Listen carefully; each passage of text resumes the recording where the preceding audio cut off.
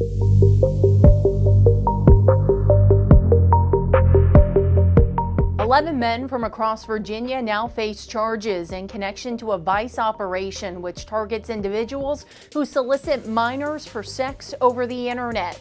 On May 23rd and 24th, Henrico Police's Vice Investigations team worked with the Virginia State Police Human Trafficking Unit and FBI-Richmond to apprehend these individuals. 7 of the 11 charged physically traveled to meet a minor in Henrico, but were instead met by law enforcement.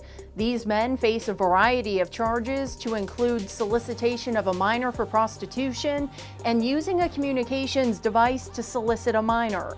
Now, this is just one multi-agency operation Henrico Police has been a part of when it comes to these types of crimes. For more on how our Vice Investigations team handles these cases, here is one of its detectives. Contact was made with offenders online who then traveled to Henrico to have sex with what they believe was a minor, and they were arrested. Of the 11 arrests that were made as part of that operation, 7 of those offenders traveled to Henrico. I think initially, when I first started doing this, it was a little bit surprising, but now that I've been doing it for a while, it seems to kind of be the norm. At times, but I think we all undertake that knowing that we're getting these people off the streets so that they can't offend on actual children. Roughly 180 since 2019 when we first started doing this. It's just something that we're constantly addressing, and it's not something that we're going to stop doing anytime soon. Honestly, there's no particular profile. These people come from all walks of life, all races, genders, everything. There's no real set profile for where these offenders come from. Most of the time, they're contacting us. They're reaching out first and they're initiating the conversation.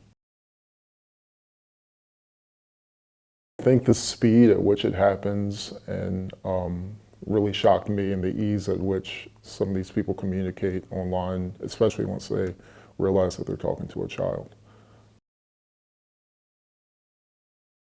So it's very dependent on the person. Some cases happen pretty rapidly. In some cases take longer with more of a grooming period before someone offends.